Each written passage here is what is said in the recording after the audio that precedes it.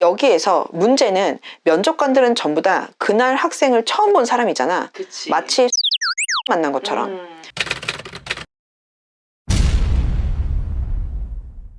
실제 그래서 면접장에 갔어. 그러면은 말하는 것도 약간 비슷해서 면접을 한다는 거는 나 좀 뽑아주세요 라는 어떤 설득하는 말하기잖아. 그렇지. 똑같지. 자소서랑 똑같지. 맞아. 그치? 그래서 설득하는 말하기라서 나 좀 뽑아주세요 하고 하면서 나를 다른 경쟁자보다 더 좋은 선택지라고 생각이 들도록 얘기를 해야 되는 거잖아. 그치? 그치? 맞아. 근데 이것들이 또 수행평가 말하기처럼 하다 보니까 여기서 이제 비극이 생기는데, 나를 이제 그 뽑아달라고 어필해야 돼 라고 이렇게 얘기를 하면 애들이 보통 못 알아먹어. 그래서 나는 열심히 얘기하는데 대체 뭐가 다른 거지? 막 이렇게 나온단 말이야. 그리고 내가 이거를 소개팅으로 그래서 비유를 해. 예를 들어서 학생이 이제 소개팅을 나간 거야. 물론 지금 말고 대학 들어가서 20살 때, 만약에 재수라면 21살 때부터. 그렇게, 이거 혹시나 보는 학생 그렇게 상상을 해보자. 내가 소개팅 한다고. 그치. 대학교 입학했어. 내가 원하는 학교에 딱 입학을 한 거야. 그래서 이제 소개팅을 받은 거야. 그리고 소개팅을 딱 나갔는데 별 기대 없이 나간 소개팅에 딱하니 갔더니, 자, 만약에 여학생이야. 그럼 딱하니 나갔는데 정국이랑 완전 똑같은 애가 앉아있어. 어머나.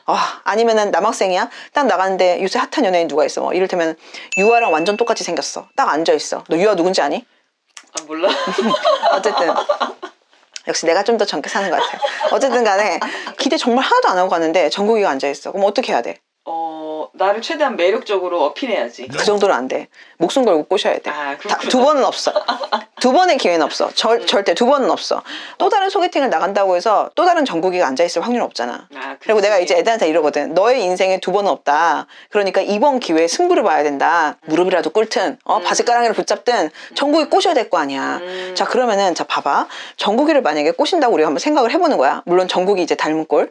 그러면은 어떻게 해야 되느냐. 정국이라고 그냥 이름을 할게. 그러면은 정국이가 너무 좋고 네가 너무 좋고 나는 너를 너무 좋아하니까 우리 한번 사귀어보자라고 대놓고 말하면은 정국이 어떻게 생각할까? 그치. 그리고 얘 이상한 애라고 생각을 하겠지. 그럼 어떻게 해야 돼? 그날 그 자리에서 처음 본 거야.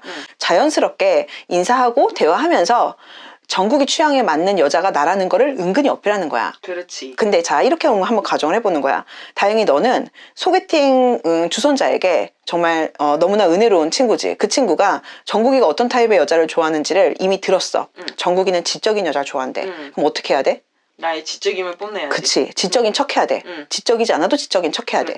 근데 그럼 그 상황에서 정국이한테 저는 지적인 여자예요 이렇게 얘기하면은 정국이가, 그치, 정국이가 그러면 지적이구나 생각을 하겠어? 안 되지. 택도 없지. 마찬가지로 돌았다고 생각을 하겠죠. 그래서 그렇게 하는 것이 아니라 정국이한테 굉장히 자연스럽게 내가 지적인 것처럼 어필을 하면 되겠지. 예를 들면은 뭐 취미는 뭐예요? 저는 뭐 러시아 문학을 좋아하는데 뭐 이런 얘기를 해야지. 러시아 예를 들자면 예를 들어보는 거야. 지적이라고 생각할 만한 뭐 어떤 무언가에 대해서 막 얘기를 하면서 자연스럽게 상대방이 지적이라고 지가 알아서 판단하도록 만드는 거야. 포인트는 내가 지적이에요, 저 지적이에요 라고 아무리 부르짖어봤자 그 상대방은 지적이라고 생각하지 않는 거지. 이것도 자소서랑 일맥상통하는 부분이 있네. 맞아. 이거는 대화잖아. 대화니까 우리가 뭔가 이렇게 대화할 때는 너무나 직설적이고 노골적으로만 대화하는 것이 아니라 자연스럽게 나의 의도를 대화 안에 담겨가지고 보통은 얘기를 하잖아요. 우리가 일상생활에서 얘기를 할 땐.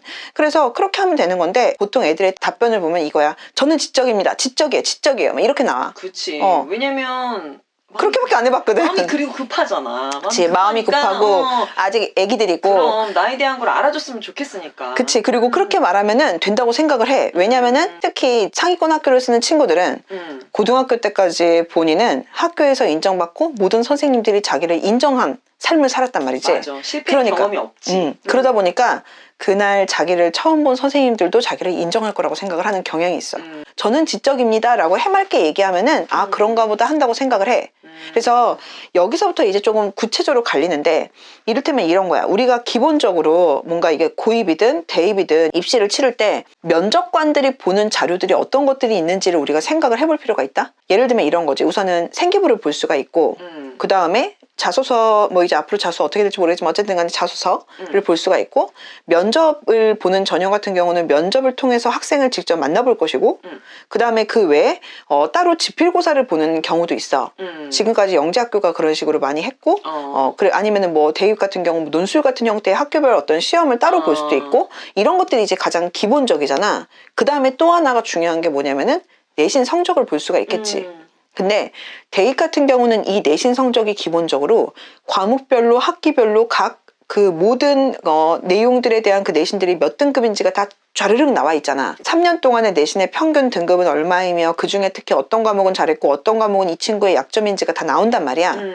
그러다 보니까 이 내신이 적나라하게 나오는 이 형태에서 면접이 갖고 있는 영향력은 그거보다는 작을 수밖에 없어. 그렇지. 예를 들면은 내가 수학이 9등급인데 내가 수학 천재처럼 아무리 얘기를 해봤자 소용이 없는 거지. 그렇지. 근데 고입을 또 놓고 볼게. 고입 같은 경우는 생기부에 등급이 안 나오거든. 그리고 ABC로 이제 나와. 그래서 90 이상이면 A고 뭐 80 이상이면 B고 이래. 그러면 어쨌든 90이 넘겨야지 A를 받을 수 있는 거는 맞지만 고등학교 내신에 비해서는 훨씬 더 그게 흐릿하잖아, 경계가. 그렇지. 상대적으로. 그러다 보니까 이런 상황에서는 당연히 면접의 영향력이 클 수밖에 없어. 그렇지. 내가 90점이지만 100점인 그치. 척 할 수 있거든. 그치. 그리고 외고 국제고 같은 경우는 모든 과목을 보는 게 아니라 문과 과목만 볼 수 있어. 고등학교에서. 아, 그 면접관들이 아예. 그치. 그래서 아예 학생들 그 내신 성적이랑 나와 있는 그 생기부를 보면은 학생들이 보는 버전과 외국 국제고에 나중에 이제 제출하는 버전의 생기부가 버전이 다른데 그 다른 버전을 보면 국어, 사회, 영어, 교과에 대한 성적만 나와 있고 나머지 수학, 과학 이런 것들은 성적 자체가 아예 없어져. 아, 그 1단계에서 그냥 반영되는 과목만 남아 있구나. 그치. 그러다 보니까 이 친구가 뭐 국어, 사회, 영어는 A지만 수학은 이를테면 수포자라든지 그럴 수 있지. 뭐 이런 친구들도 분명히 있을 텐데 그걸 학교에서 알기가 힘든 거야. 그렇지. 그럼 이런 경우에는 그만큼 나머지 이제 정보들이 흐릿하니까 그만큼 더 면접이 더 큰 영향을 미칠 수밖에 없겠지. 영재학교 같은 경우는 이제 내신 성적 이런 거 우선 떠나서 지금까지는 지필고사를 2단계에서 봤어. 그러면 이제 정말 말 그대로 문제를 풀잖아. 그치. 심지어 학교에서 낸 문제를. 그러다 보니까 당연히 다른 부분들에 대한 변별이 상당히 좀 더 적겠지. 그러니까 이거는 그 입시가 어떤 식으로 이제 치러지는지에 대해서 내용을 보면 면접의 영향력이 얼만큼 되겠다. 혹은 뭐의 영향력은 또 얼만큼이 되겠다라는 게 사실은 금방 보이거든. 약간 견적이 나오게. 그치. 견적이 나와.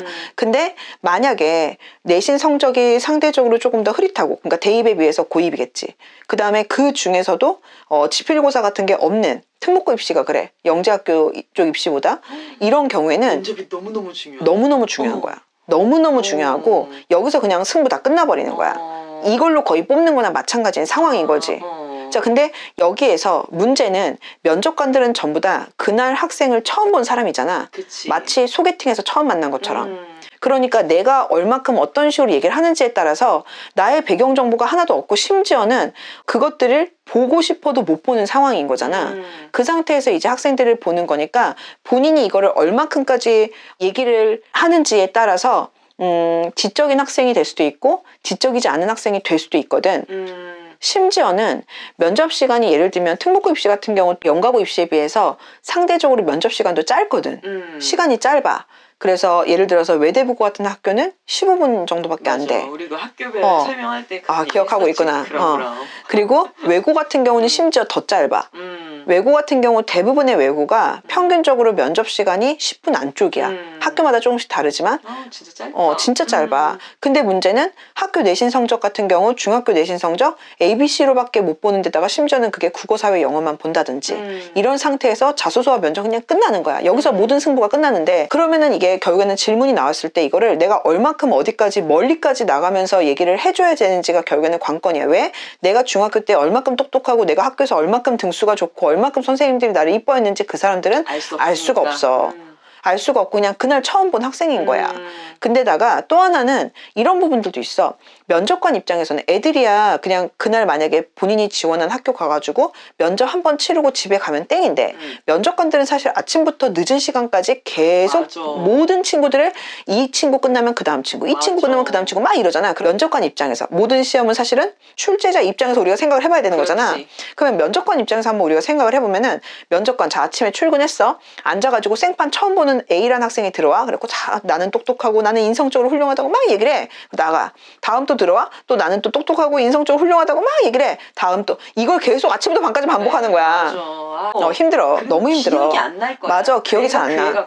그래서 그 자리에서 학생이 하는 말들을 엄청나게 깊이 고민하고 곱씹을 만한 상황이 안 돼. 그날 학생을 한두 명 만약에 보잖아. 그러면은 그 학생에 대해서 만약에 이제 면접이 끝난 다음에도 내가 만약에 밥 먹다가도 근데 아까 그다음 아무리 생각해도 뭐 이런 게 되는데 그럴 만한 여력이 안 되는 되지. 상황이야. 5분 10분 보는 학교도 있어. 맞아. 그러니까 이게 그 순간에 내가 얼만큼 질문 하나를 받더라도 얼만큼 멀리까지 쳐주느냐에 대한 문제고 이건 어떻게 보면 이게 결국에는 일종의 밀당일 수도 있고 아니면은 소개팅 상대에게 애프터를 받는 법일 수도 있는 거야. 사실 그러네. 그거랑 굉장히 비슷해. 그러네. 그래서 어떻게 하면은 정국이한테 내가 지적인 여자라고 어필할 수 있을까? 요거를 계속 생각하면서 답을 하라고 하면은 학생들이 조금 더 감을 잡아. 그냥 막연하게 이거는 설득하는 말하기야. 처음 본 사람들이잖아. 네가 말하는 것 외에는 다른 정보가 굉장히 없고 아주 제한적이니까 네가 말하는 걸로만 오직 너의 지적 능력을, 역량을, 그동안의 인생을 판단할 거야 라고 해도 애들이 그게 약간 막연하게 느껴지거든. 근데 그냥 소개팅 나가서 정국이를 꼬시는 상황이고 정국이는 지적인 여자를 좋아해. 그러면 이제 대충 알아먹어. 그러면 조금 이해를 하더라고. 눈높이 교육.